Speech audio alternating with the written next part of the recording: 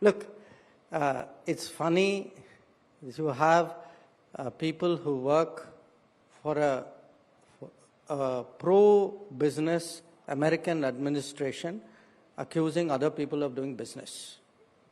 Okay, that's really curious. But here's the point. If you have a problem buying oil from India, oil or refined products, don't buy it. Nobody forced you to buy it. I mean, but Europe buys, America buys. So you don't like it, don't buy it. In keeping the price stable, I was trying to... Absolutely. There were clear conversations on that? In 2022, there was deep nervousness because oil prices went up. There was great nervousness, international nervousness about the price of oil.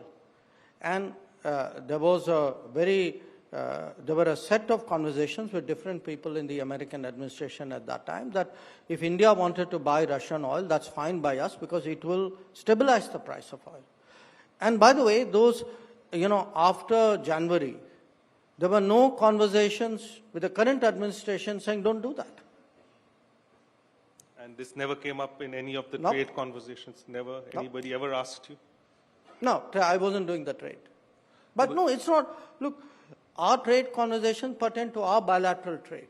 Our trade conversations did not, the trade conversations did not go into... But they are linking it, so they should have obviously...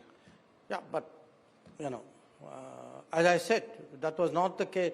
There were no discussions on this issue before their position was made public. Pushing India in that... Param, I'm not going to get into definitional debates. My point is a very clear point, which is that we are buying oil to stabilize the oil markets. Yes, it is in our national interest. We have never pretended otherwise, but we also say it is in global interest. And you call it what you will, I don't think that is the relevant point.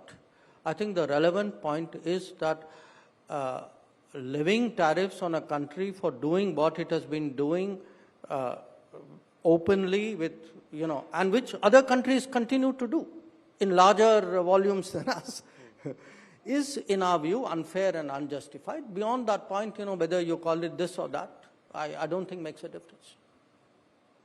Well, I see the road ahead as, we are two big countries. We need to have conversations. We are, as I said, the lines are not cut. People are talking to each other. And we will see where that goes. We hear that an ambassador... and there were some good developments. I think our trade has grown a bit. We would like to grow it further. There's been some mobility of people. We would like to see that increase.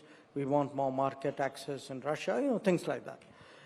The other part of it, of course, was the global picture, and particularly post, since President Putin had come out of Alaska, so he spoke to me about his views on, what was happening. And so, could you give us a window or an understanding of how that conversation has gone and how it's looking in the ground since you're coming from there? Well, obviously I'm constrained in many respects in doing that, but overall, look, where we stand, we've been very clear from the very start that we would like to see an early end to the conflict.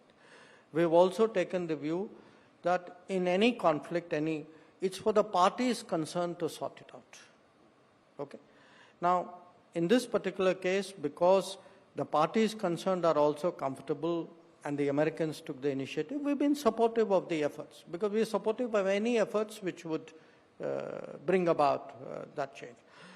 Now, it is a very complex, complex situation there because there are military complexities, there are political complexities, there's a whole history there. It involves, NATO, European Union. So there are a lot of moving parts there. So it's not as simple as sometimes it appears, in the media. But, overall, as I said, our good wishes are there for an early end to the conflict on terms which obviously the two sides have to settle. Mark the